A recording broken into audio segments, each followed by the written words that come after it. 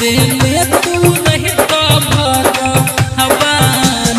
DJ Prakash बाबू पूरन छपरा चकिया अभी आप सुन रहे हैं लानित म्यूजिक की शानदार प्रस्तुति। छहुरी के जात होई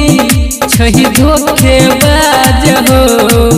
खेलै छै दिल से सबके आहबई नहीं लाज हो आहबई नहीं लाज हो छहुरी के जात होई छही धोखेबाज हो खेलै छै दिल से सबके आहबई नहीं लाज हो आई अपन बना के कहै आन हो ये कई गो सीनवा में दू गो दिलवा दे देने तू रही तो भगवान हो आए गो टूटी जैते सुनो प्यार में हमारा हो यह गो से करती हम काम हो डीजे प्रकाश बाबू पूरन छपरा चकिया यह गो से करती हम काम हो दिल से चाहे चीज करा जाके हम कहबै केकरा बन जाय छै उहे बेईमान हो फंस जाय छै प्यार में हो बीच महजधार में हो दिलवा छै हमर वरना दान हो भूलला नहीं होय छै अबया सहन हो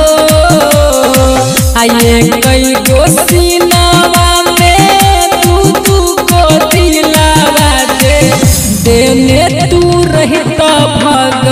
भगवान हो यह गो से करती हम काम हो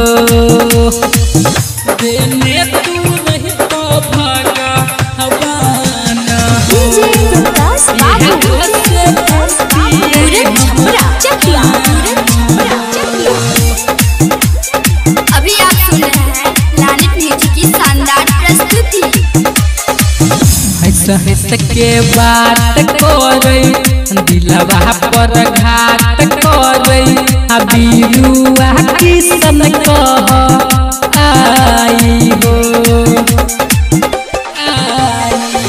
या बह नहीं प्यार करबै यज्ञ में हम नहीं जरबै